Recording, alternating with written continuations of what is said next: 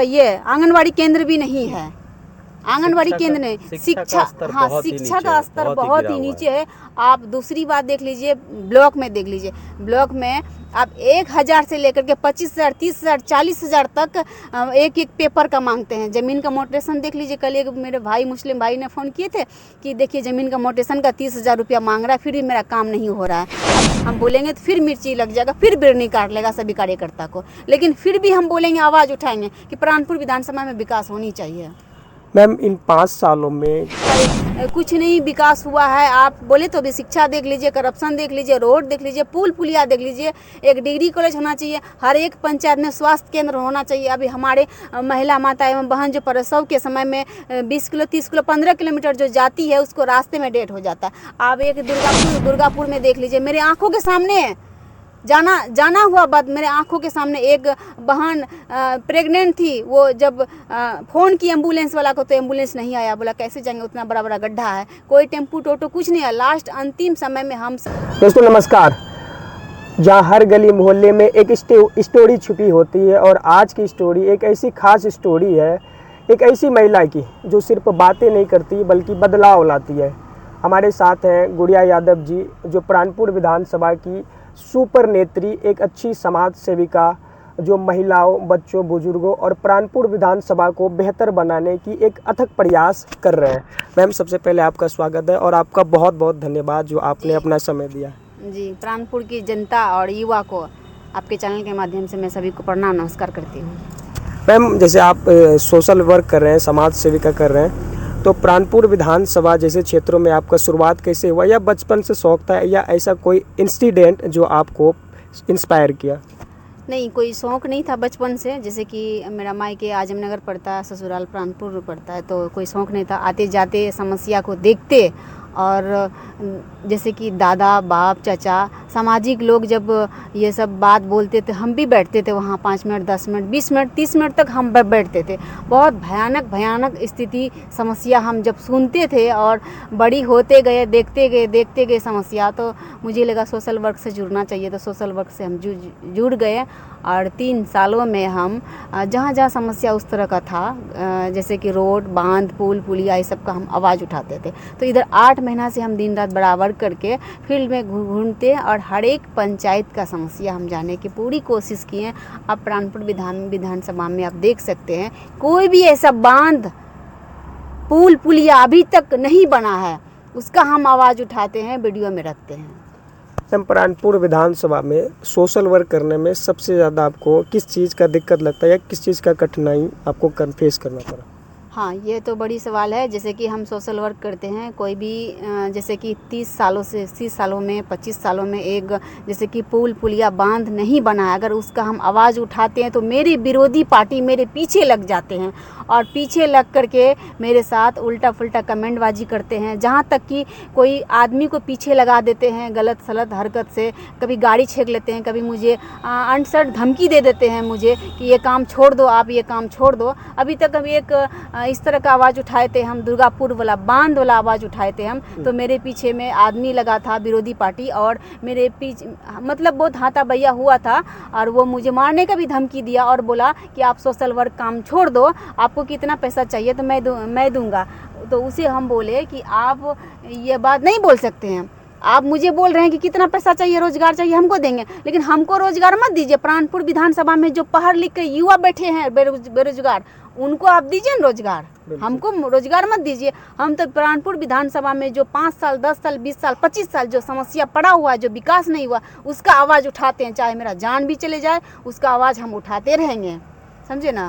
Ma'am Pranpur विधानसभा में सबसे ज़्यादा अगर जो देखा जाए किस चीज़ में कि यहाँ पे सुधार की बहुत ज़्यादा आवश्यकता है? हाँ, जैसे कि आप देख लीजिए बांध, दुर्गापुर वाला बांध देख लीजिए, ये महानंदा वाला बांध देख लीजिए आप, एक भी गली मोहल्ला में रोड चकाचौंध सही नहीं बना है। आप शिक्षा देख लीजिए, हर एक स्कूल जाइए ना, स्कूल घुसिएगा तो बच्चा लगेगा कि दिल्ली में बैठा हुआ है, बच्चा ऐसा लगेगा कि कहीं ऐसे फील्ड में बैठा है बोरा चट्टी में। ना बच्चा को खाना का सुविधा सही मिलता है, ना पढ़ाई का, ना कोई शिक्षा का, ना बेसिक नॉलेज का। स्कूल लगता ही नहीं कि बच्चा विद्यालय गए हैं, ऐसे लगते हैं कि बच्चा रणभूमि में हाँ रणभूमि में बच्चा आए हैं, कुछ अजीब सीखने आए हैं। ना तो कोई पंचायत में अभी हमको लग रहा है कोई भी पंचायत में वार्ड में आपका ये आंगनवाड़ी केंद्र भी नहीं है। आंगनवाड़ी केंद्र नहीं, शिक्षा हाँ शिक्षा का स्तर बहुत ही नीचे है। आप दूसरी बात देख लीजिए, ब्लॉक में देख लीजिए, ब्लॉक में आप 1000 से लेकर के 25,000, 30,000, 40,000 तक एक एक पेपर का मांगते हैं। ज़मीन का मोटेशन देख लीजिए, कल एक मेरे भाई मुस्लिम भाई ने फ़ोन किए थे कि देखिए ज़मीन का मोटेशन का 30,000 रुपया मांग रहा है, फिर भी मेरा काम नहीं हो रहा है। अब ये क्या है? भ्रष्टाचार करप्शन इतनी बढ़ गई है कि गरीब लोग 400-500 दिन में कमाता है। अगर वो ज़मीन का कोई काम पड़ जाए वो 30,000 40,000 कहाँ से लाएगा? 40,000 कहाँ से लाएगा? ये हमारे प्रतिनिधि को क्या नज़र नहीं आता कि हम ब्लॉक में जाकर के वहाँ से आवाज़ उठाए या बोले? प्रतिनिधि का काम है ये ना, लेकिन आंख बंद करके सोए हुए हैं। हमारे गरीब जनता भोले भाले हैं, एक ज़मीन को मोटेशन करवाने के लिए वो किसी भी हाल गुजर के कर्जा करके किसी भी तरह से 25,000 30,000 करके वो मोटेशन करवाते हैं। तो क्या हमारे प्रतिनिधि, हम प्रतिनिधि क्यों चुने हैं? सहयोग करने के लिए ना, कि आंख में हाथ धर के सोने के लिए है? अगर फिर हम बोलेंगे ये बात आप पूछ रहे हैं, हम बोलेंगे तो फिर मिर्ची लग जाएगा, फिर बिरनी काट लेगा सभी कार्यकर्ता को। लेकिन फिर भी हम बोलेंगे, आवाज़ उठाएंगे कि प्राणपुर विधानसभा में विकास होनी चाहिए। मैम, इन 5 सालों में प्राणपुर विधानसभा में क्या बदलाव देखने के लिए मिला? कुछ नहीं। ये 5 सालों में क्या, 25-30 सालों में घंटा कुछ नहीं बदलाव दिखाए, कुछ नहीं विकास हुआ है। आप बोले तो भी शिक्षा देख लीजिए, करप्शन देख लीजिए, रोड देख लीजिए, पुल पुलिया देख लीजिए, एक डिग्री कॉलेज होना चाहिए, हर एक पंचायत में स्वास्थ्य केंद्र होना चाहिए। अभी हमारे महिला माता एवं बहन जो प्रसव के समय में 20 किलो 30 किलो 15 किलोमीटर जो जाती है उसको रास्ते में डेथ हो जाता है। आप एक दुर्गापुर में देख लीजिए, मेरे आँखों के सामने जाना हुआ बात, मेरे आंखों के सामने एक बहन प्रेग्नेंट थी। वो जब फ़ोन की एम्बुलेंस वाला को तो एम्बुलेंस नहीं आया, बोला कैसे जाएंगे, उतना बड़ा बड़ा गड्ढा है, कोई टेम्पू टोटो कुछ नहीं आया। लास्ट अंतिम समय में हम सभी लोग जुगाड़ किए, टेम्पू बोला आया, लास्ट में ही वो बहन डेथ हो गई। प्रेगनेंसी के समय में दम टूट गया उनका। तो ये क्या है? क्या बदलाव हुआ है? क्या विकास हुआ है? बताइए। मैम, अभी चुनावी माहौल है बिहार में, तो राजनीति में आने का कोई दिलचस्पी? राजनीतिक में आने का कोई दिलचस्पी नहीं मुझे। जैसे कि अभी आपको बताइए कि हम हर एक समस्या का आवाज़ उठाते हैं। जब हम पंचायत सोशल वर्क भी हैं, हम एकल अभियान अध्यक्ष भी हैं, और हम हर एक पंचायत घूमते हैं, मीटिंग अटेंड करते हैं। जब महिला सब हमें बताती है कि मैडम 30 साल से ये समस्या है, 25 साल से है, रोड नहीं बन रहा है, स्कूल में पढ़ाई नहीं हो रहा है, अब जन्म प्रमाण पत्र बनाने जाते हैं 3,000 टका मांगता है, मैडम कैसे क्या करेंगे, पति मेरा दिल्ली खटता है। ये सब समस्या सुनते हुए अगर महिला रोती है, हमारे भाई कुछ नहीं कर रहा है, पति बेरोजगार है, दिल्ली रहते हैं, बच्चा बीमार है, हम कैसे डॉक्टर दिखाएंगे, इतना समस्या सुन करके महिला रोती है ना, ऐसा लगता है कि दिल फट जाएगा। तो ये सब समस्या हम दूर करना चाहते हैं, तो दूर करने के लिए पावर चाहिए। पावर तो राजनीतिक में मिलेगा। हाँ, जनता मुझे निस्वार्थ भाव से, बिना कोई प्रलोभन से, हम फिर से बोले, बिना कोई प्रलोभन, दारू मुर्गा साड़ी कपड़ा पैसा का जनता मुझे चुनती है, तो मैं जनता का उम्मीद ज़रूर पूरा करूंगी। क्योंकि मैं प्राणपुर विधानसभा की बहू हैं, मैं जो वचन दूंगी, जो वादा करूंगी, तो मैं वो उससे पूरा करने का कोशिश भी करूंगी। क्योंकि मैं इसी समाज की बहू भी हूँ, बेटी भी हूँ, और इमेज को हाथ में ले करके मैं बात करती हूँ, और खतरों के खिलाड़ी भी हूँ मैं। ये प्राणपुर विधानसभा की कितना आवाज़ मैं उठाई हूँ, कितना पीछे कार्यकर्ता, क्या ही बता, ओपन नहीं बोलूँगी मैं, कितना पीछे मेरे भिड़े हुए हैं, जो कि अभी तक वीडियो अपलोड हम नहीं किए हैं। कुछ दिनों में मैं वीडियो भी अपलोड करने वाली हूँ, जो कि ये प्राणपुर विधानसभा के विकास के बारे में मैं आवाज़ उठाई हूँ, एक बांध के बारे में, और एक आपका महानंदा रोड था वो नदी के बारे में, और एक शिक्षा के बारे में आवाज़ उठाई हूँ। तो एक कार्यकर्ता है मेरे पीछे लगा है, मेरे साथ में बहुत उल्टा व्यवहार किया है और मारपीट का भी व्यवहार किया है, जो कि उस वीडियो को अपलोड नहीं किए हैं। बहुत जल्द हम करने वाले हैं। बाकी जो वीडियो अपलोड हुआ है तो उसमें पड़ा हुआ है। सर, क्या लगता है जैसे प्राणपुर विधानसभा में मैम अगर चुनाव लड़ती है तो जनता के लिए कैसा विकल्प रहेगा?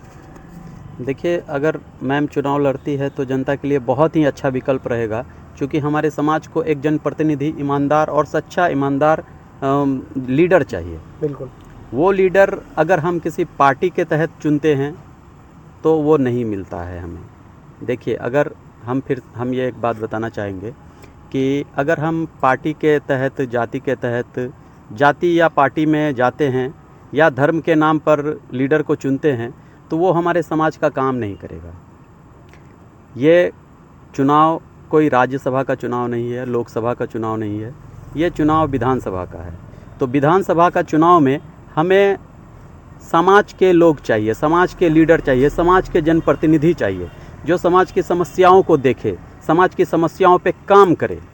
तो वो समाज की समस्याओं पे काम करने वाला लीडर हमें कहाँ मिलेगा? तो समाज में मिलेगा। और अगर बाहर से हम किसी लीडर को, किसी जनप्रतिनिधि को चुनते हैं तो वो जीतने के बाद हमारी समस्याओं को ध्यान नहीं देगा।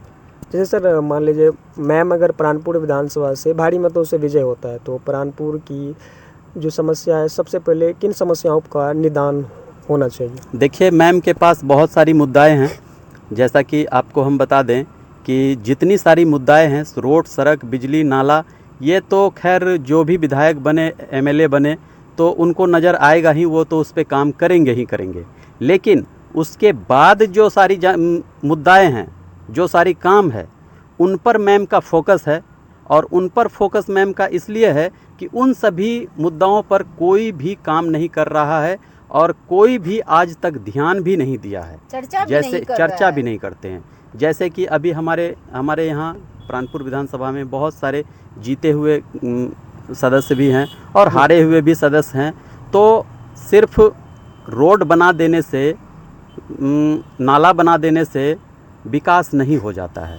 और रोड ही अगर बना दिए हैं तो कितना सारा रोड बनाए हैं, बहुत सारा रोड है बाकी है अभी बनने को, जो 20 सालों से नहीं बना है। पुल पुलिया नहीं बना है। आप देख लीजिए, बहुत सारे जगह में, हम आपको नाम भी बता देंगे, उस जगह पे आप जाके पहुंच करके देख भी सकते हैं। और सबसे बड़ी समस्या हमारे विधानसभा में ये महानंदा बांध जो है वो बहुत बड़ी समस्या है। जो भी जनप्रतिनिधि आते हैं, एक चुनावी मुद्दा, मतलब समझिए उसको एक चुनावी मुद्दा का रूप दे दिया है। जो भी जनप्रतिनिधि आते हैं वो यही वादा करते हैं, दावा करते हैं कि हम ये बांध बना देंगे, हमको वोट दीजिए, हमको जिताइए, हम ये बांध बना देंगे। लेकिन मैम का कोई रोल नहीं है। मैम कहीं भी जाती है तो वोट नहीं मांगती है, ये नहीं बताती है कि हम चुनाव लड़ना चाहते हैं। ये निस्वार्थ भावना से 4-5 सालों से क्षेत्र में एक्टिव हैं और क्षेत्र में काम कर रही हैं। हर मुद्दे को गहराई से, बारीकी से उठाती हैं और चाहती हैं कि ये समाज का विकास हो। क्योंकि विकास ये क्यों चाहती हैं? क्योंकि ये इसी समाज की बेटी भी हैं और इसी समाज की बहू भी हैं। हालांकि जैसा मैडम ने बताया कि प्राणपुर विधानसभा की मैं बहू हूँ, तो मैं बताना चाहूँगा कि ये प्राणपुर विधानसभा की बेटी हैं और प्राणपुर प्रखंड से इनका कर्मभूमि है इनका। हाँ, यहाँ से ये अपने काम को विस्तार की हैं। यहाँ से लोग इनको जानना शुरू किए हैं, पहचानना शुरू किए हैं। और इनका अभी जो रोल है तो लोग अभी काफ़ी पसंद भी कर रहे हैं और काफ़ी चर्चा में भी है मैडम। और सबसे ज़्यादा अगर किसी प्रोग्राम को अटेंड करने वाली है आज के डेट में, सबसे ज़्यादा लोगों तक पहुँचने वाली है आज के डेट में, तो वो गुड़िया यादव है। सर जैसे प्राणपुर विधानसभा को मान लीजिए अगले 5 सालों में जी, मतलब कहाँ होना चाहिए? जैसे प्राणपुर विधानसभा की कोई ज़्यादा मान्यता नहीं है, लोग राष्ट्रीय स्तर पे या राज्य स्तर पे इसको मान्यता नहीं है, फिर पहचान में नहीं, जबकि महानंदा के समक्ष है और प्रकृति ने बहुत कुछ दिया है प्राणपुर को। क्या इसका टूरिज्म हब नहीं बनना चाहिए? जी बिल्कुल, वही हम कहना चाहेंगे कि अभी प्राणपुर विधानसभा के अंदर जो ये महानंदा बांध है वो हम सभी खुशकिस्मत हैं जो हमारे समाज में, हमारे समाज के होते हमारे समाज में जो ये महानंदा बांध है ये हमको मतलब समझिए कि एक उपहार के तौर पे मिला है, उपहार के तौर पर प्रकृति ने दिया है।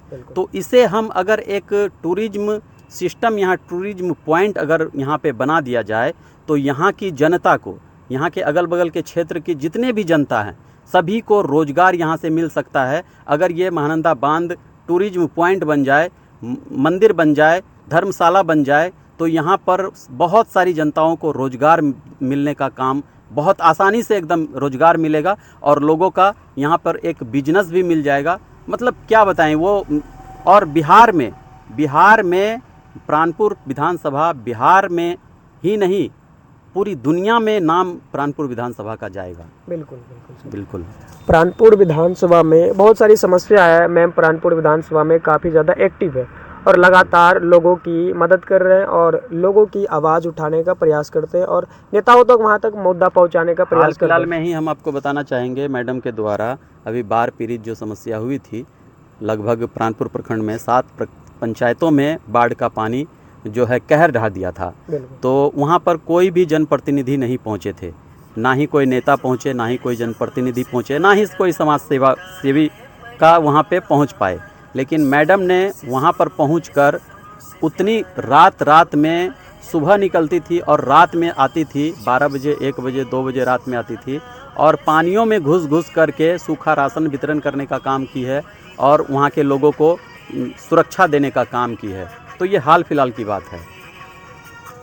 सर, प्राणपुर विधानसभा में देखिए, ये मदद की बात हम लोग नहीं बोलना चाहते कि हम लोग क्या मदद किए ये बाढ़ पीड़ित में, इसीलिए बोल रहे हैं, आप लोग पूछ रहे हैं इसीलिए बोल रहे हैं ताकि लोग भी जागरूक हो और एक वैसे मदद करने वाला आदमी को मदद मिले, मदद पहुँचे, लोग जागरूक हो। लोग बोलते हैं ना कि किए मदद, तो बोलते हैं नहीं। हम मेरे दादी नानी चाची सिखाई है जो मदद करते हैं हम लोग, गुप्त दान होता है। लेकिन आप अगर गुप्त दान करते हैं ना, दूसरे को जागरूक नहीं होगा, उसे भी जागरूक करके बताइए हम मदद किए, तो आप भी मदद करिए, एक दूसरे का मदद बने, इंसान है, एक दूसरे को पहचानिए। तो इसी तरह से बताना पड़ता है कि हम मदद किए तो आप भी मदद करिए, इंसान है भाई, इंसान का मदद में कब आइएगा। मैम, आप मान लीजिए चुनाव यहाँ से जीतती हैं तो 3 काम जो प्राणपुर में सबसे पहले करना चाहेंगे? आप 3 काम सबसे पहले मैं रोजगार पे ध्यान दूंगी। जैसे कि आप चुनाव की बात तो ही मत ही पूछिए, बोले अभी जनता मुझे निस्वार्थ भाव से अगर चाहेगी। आपको जनता हाँ, चाहती है, अगर हाँ, जनता आपको भारी मतों से विजय बनाती है, हाँ। तो जनता की जो 3 काम जो सबसे पहले आप करना चाहेंगे? देखिए, 3 काम ये होता है, सबसे पहले रोजगार। हमारे युवा साथी भाई जो पढ़ लिख करके बेरोजगारी जैसे घूमते हैं, दिल्ली पंजाब इधर उधर घूमते हैं, उस पे पहले काम होना चाहिए। दूसरी शिक्षा पे होना चाहिए। तीसरी रोड पुल पुलिया बांध पे होना चाहिए। प्राणपुर में अभी बहुत ज़्यादा समस्या है, ये समस्या किसी से नहीं छिपा है। लोग क्या, राजनीतिक पार्टियां जितने भी है कि मतलब ज़मीनी स्तर जब आप खंगालेंगे तो बहुत सारी समस्याओं आपको देखने के लिए मिलेगा। लेकिन नेताओं तो होता है उनके जुमलेबाजी, जो जुमले करते हैं उनके नज़रों में काम तो होता है, लेकिन जो जनता की जो असल मुद्दा है, मैम उसे बारीकी से और बेहतर तरीक़ा से उठाने का प्रयास कर रहे हैं। हमारे साथ है गुड़िया यादव जी, धन्यवाद।